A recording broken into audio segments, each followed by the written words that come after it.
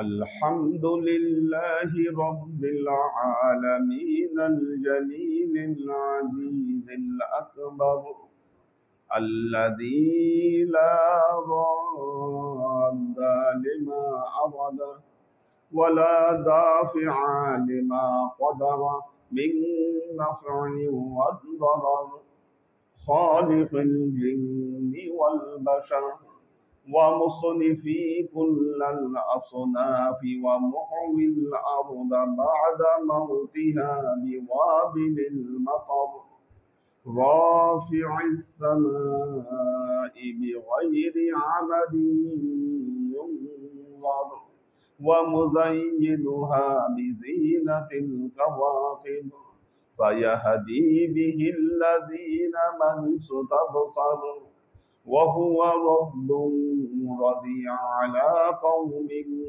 أساءوا ثم أحسنوا وغضب على قوم أساءوا وغضب على قوم أحسنوا ثم أساءوا فقبض قبضتين يوم القيامة فيقول لا أبالي هذه في الجنة وهذه في السقر فنشهد أن لا إله إلا الله وحده لا شريك له ونشهد أن سيدنا وسندنا ونبينا محمدا صلى الله عليه وسلم وصلى الله تعالى عليه وعلى آله وأزواجه وذريته وأهل بيته وأحبابه وأصحابه الأجمعين إلى يوم القيامة.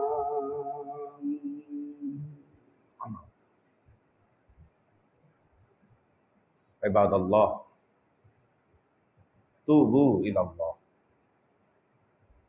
وادخلوا في السلم كأفواج ولا تتبعوا خطوات الشيطان إنه لكم عدو مبين ولتنظر نفس ما قدمت لغد واتقوا الله إن الله خبير بما تعملون. عباد الله وقال الله تعالى في كلامه المجيد وفرقانه الحميد ظهر الفساد في البر والبحر بما كسبت أيدي الناس وقال تعالى ولنبلونكم بشيء من الخوف والجوع ونقص من الأموال والأنفس والثمرات وبشر الصابرين الذين إذا أصابتهم مصيبة قالوا إنا لله وإنا إليه راجعون أولئك عليهم صلوات من ربهم ورحمة وأولئك هم المهتدون. وقال تعالى يا أيها الناس اعبدوا ربكم الذي خلقكم والذين من قبلكم لعلكم تتقون الذي جعل لكم الأرض فراشا والسماء بناء وأنزل من السماء ماء فأخرج به من الثمرات رزقا لكم فلا تجعلوا لله أندادا وأنتم تعلمون.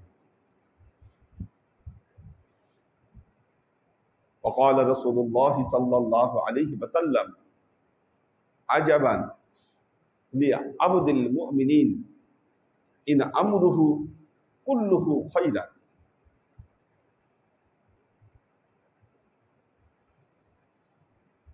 إن أؤتيت خيرا شكر فهو خير له وإن أصيبت بمصيبة فصبر فهو خير له وقال الله تعالى في كلامه المجيد وفرقانه الحميد يا أيها الذين آمنوا اتقوا الله حق تقاته ولا تموتن إلا وأنتم مسلمون وقال تعالى واستعينوا بالصبر والصلاة إن الله مع الصابرين উপস্থিত আল্লাহর আশিক ও সালেক বৃন্দ, সর্ববিধ উত্তম প্রশস্তি জ্ঞাপন করছি সে আল্লাহ পাকের নিমিত্তে, যিনি এই নভমণ্ডল ও ভূমণ্ডলের 18,000 মাখলুকাত মানুষের খেদমতে সৃষ্টি করেছেন।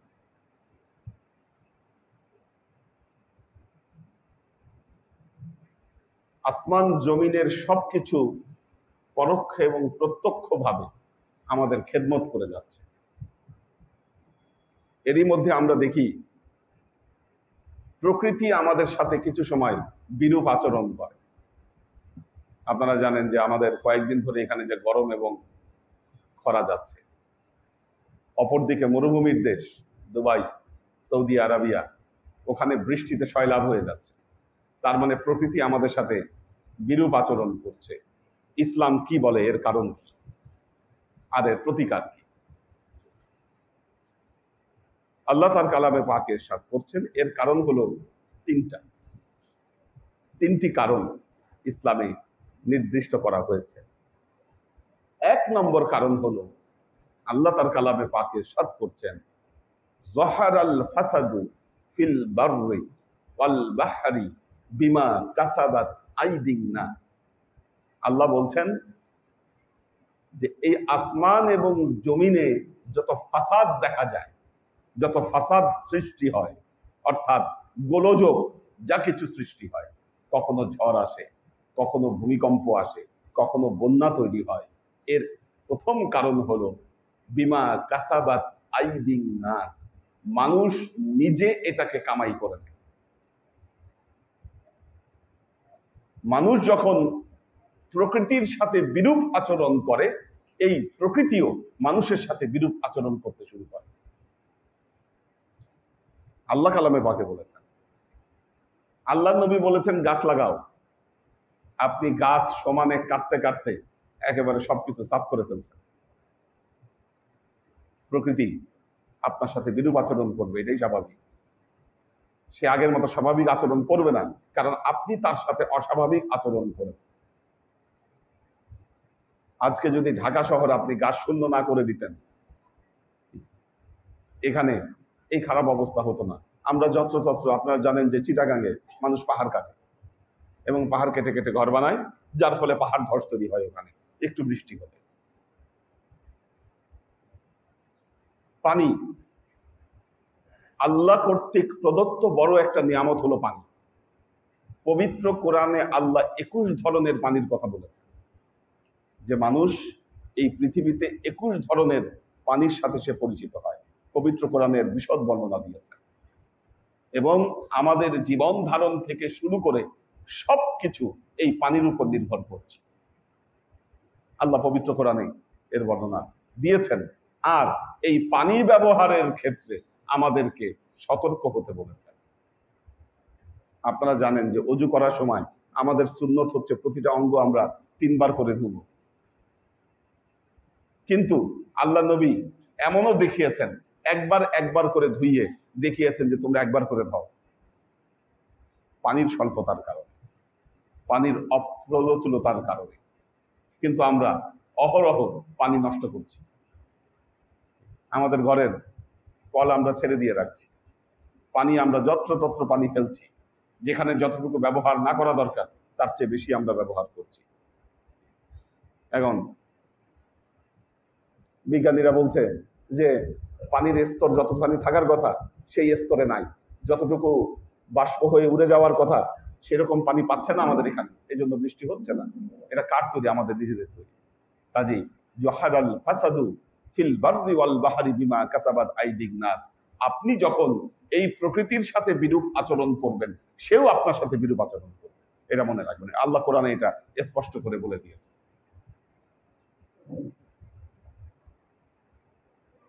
দ্বিতীয় কারণ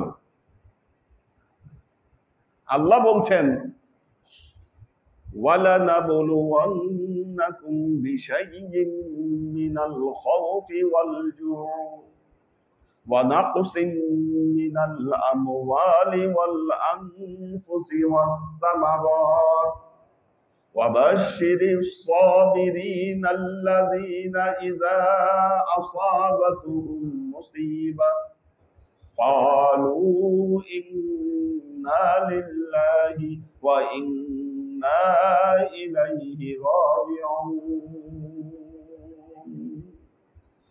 আল্লাহ তার কালামে পাকে ইরশাদ করছেন ওয়ালা নাবলুওয়ান্নাকুম বিশাইয়্যিম মিনাল খাউফি ওয়াল জু, আমি আল্লাহ অবশ্যই তোমাদেরকে পরীক্ষা করব।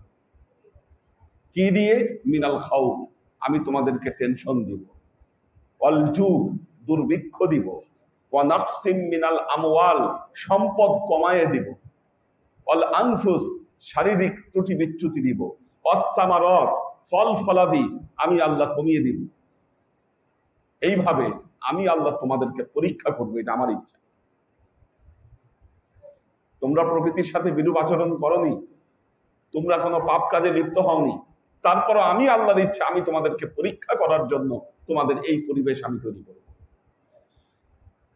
এটা হলো মুমিন বান্দাকে পরীক্ষা করার জন্য এই দুর্যোগ আসে। 3 নম্বর কারণ, যখন কোন সমাজে অন্যায়, অবিচার, জুলুম, অত্যাচার, ফাহেসা কাজ বৃদ্ধি পায়, আল্লাহ সমাজে পরিবেশ বিপর্যয় দেন মানুষকে সতর্ক করবার জন্য, যে মানুষ তুমি সতর্ক করো, তুমি ফিরে আসো। এটা হলো আল্লাহর সতর্কতা বাণী।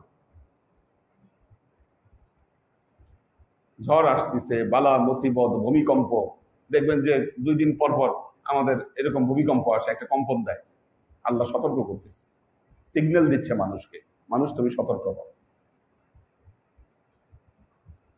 আল্লাহর আশেক ও সালেক বৃন্দ, এমন পরিস্থিতিতে করণীয় কি? প্রশ্ন হচ্ছে এটা, করণীয় কি? আল্লাহর আশেক ও সালেক বৃন্দ, সর্বপ্রথম করণীয় কাজ হচ্ছে আমাদের তওবা করা। যেহেতু আমাদের ত্রুটি বিচ্যুতি, আমাদের গুনাহ, আমাদের পাপের কারণে আল্লাহ আমাদের উপরে এই প্রাকৃতিক দুর্যোগ দিয়েছেন, বেশি বেশি আল্লাহর কাছে ইস্তেগফার করা, এটা হলো সর্বপ্রথম তওবা এবং ইস্তেগফার করা।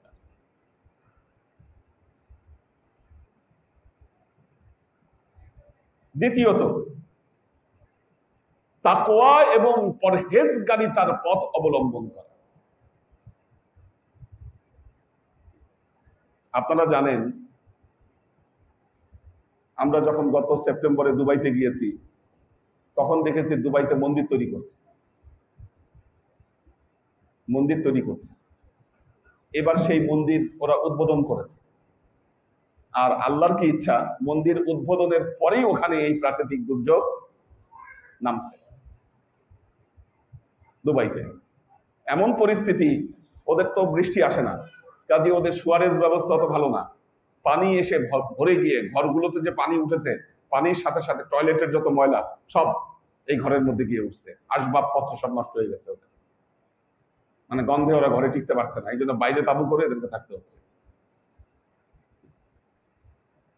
আল্লাহ তার কালামে পাকে ইরশাদ করছেন, ইয়া আইয়ুহান নাসু উবুদু রাব্বাকুমুল্লাযী খালাকাকুম ওয়াল্লাযীনা মিন ক্বাবলিকুম লাআল্লাকুম তাত্তাকুন।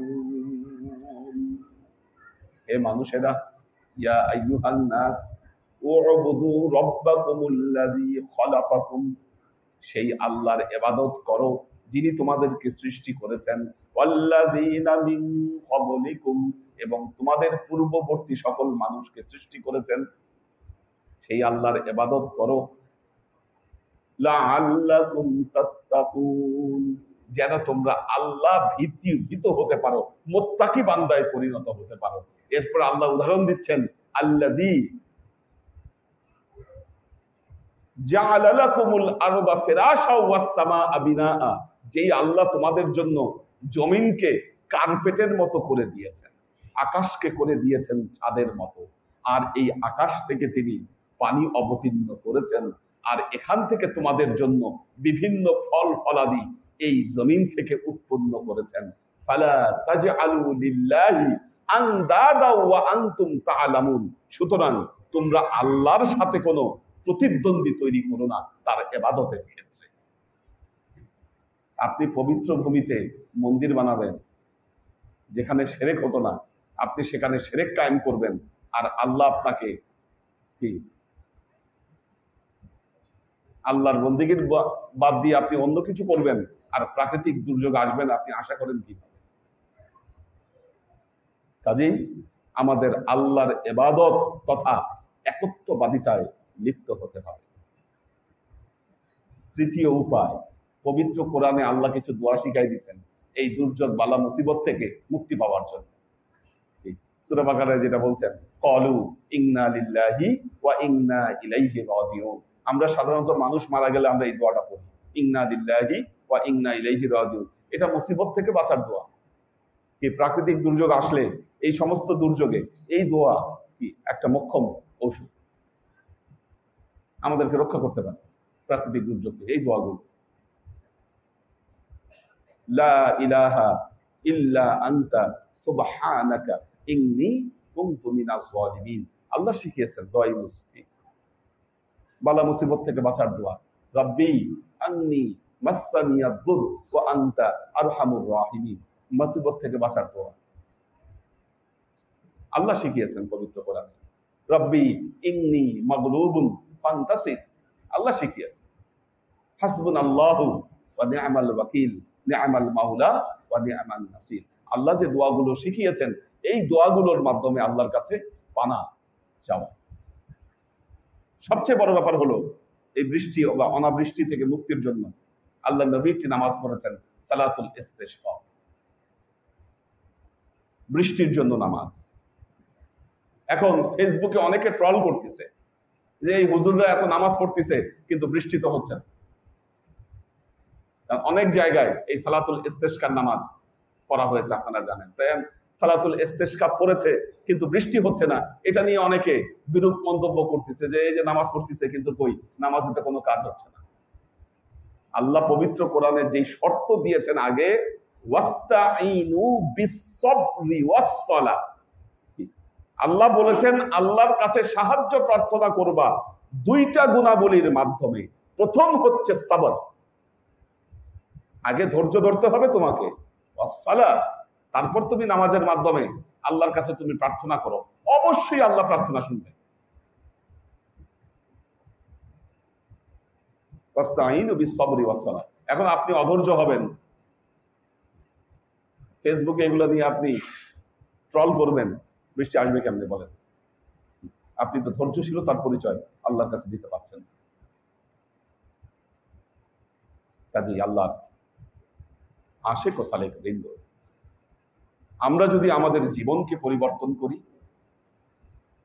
আল্লাহ আমাদের পথ পরিক্রমাকে পরিবর্তন করে দিবে। মানুষকে একটু সতর্ক করবার জন্য, মানুষকে একটু আওয়াজ দেওয়ার জন্য আল্লাহ এই পরিবেশগুলোর অবতারণা করেন, কিন্তু এত অধৈর্য হবার কিছু নেই।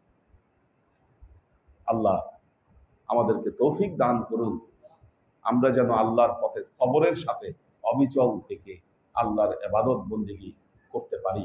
কারণ আল্লাহ নবীর একটি হাদিস, আল্লাহ নবী বলেছেন, আজাবান লি আবদিল মুমিনিন, মুমিন বান্দার সবকিছু অদ্ভুত। তাকে যখন বালা মুসিবত দেওয়া হয় সে সবর করে আল্লাহর দরবারে। এই সবরের কারণে কি করে, আল্লাহ তার এই বালা মুসিবত গুলো ভালো দিয়ে পরিবর্তন করে দেয়। আবার যখন আল্লাহর কাছ থেকে ভালো কিছু পায় তখন আবার আল্লাহর দরবারে শুকরিয়া আদায় করে। যখন শুকরিয়া আদায় করে এটাও তার জন্য কল্যাণ হয়ে যায়। কাজে মুমিনের জন্য যা কিছু আসে, আল্লাহ যাই দেয়, আল্লাহ বলে যে সব ভালো হয়ে যায় মুমিনের জন্য। বালা মুসিবত দিলেও সে সবর করে ওইটাকে পরিবর্তন করে ফেলে। আল্লাহ যেন আমাদেরকে তৌফিক দান করে। বারাকাল্লাহু লানা ওয়া লাকুম ফিল কুরআনিল আযীম ওয়া নাফা'ানা ওয়া ইয়্যাকুম লা আয়াতি ওয়া যিকরিল হাকীম ইন্নাহু তাআলা জাওয়াদুন কারীমুম মালিকুন ওয়া রাউফুর রহিম।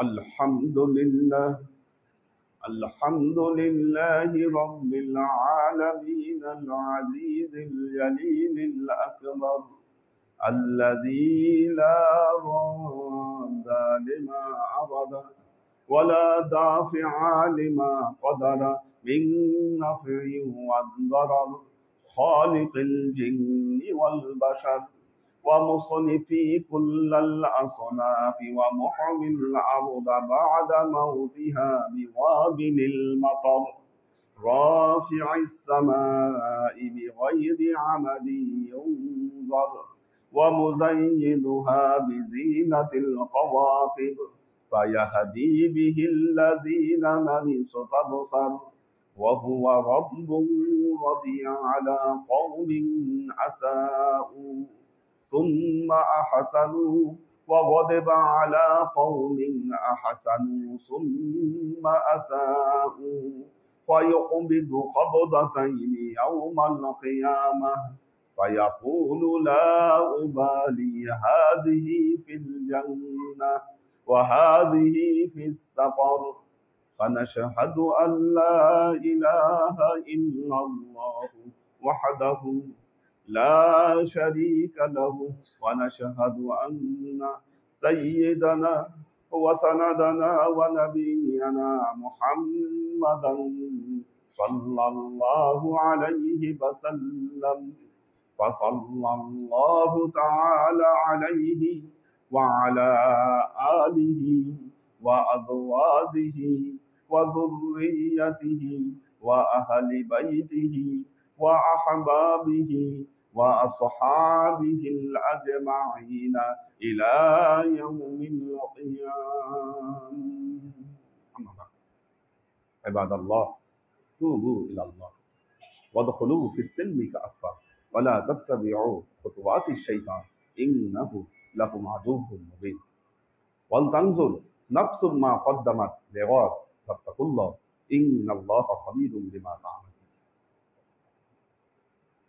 عباد الله واعلموا أنما الفساد في البحر والبر بما كسبت أيدي الناس وقال رسول الله صلى الله عليه وسلم عجبا لعبد المؤمنين إن أمره كلهم خيرا وإن أصابت من مصيبة فصبر فهو خير له وإن أوتيت خيرا فشكر فهو خير له. عباد الله فاتعظوا بنصيحتي كما أخبركم الآن بخطبتي. بارك الله لنا ولكم في القرآن العظيم ونفعنا وإياكم لآيات والذكر الحكيم إنه تعالى جواد كريم مالك رؤوف رحيم.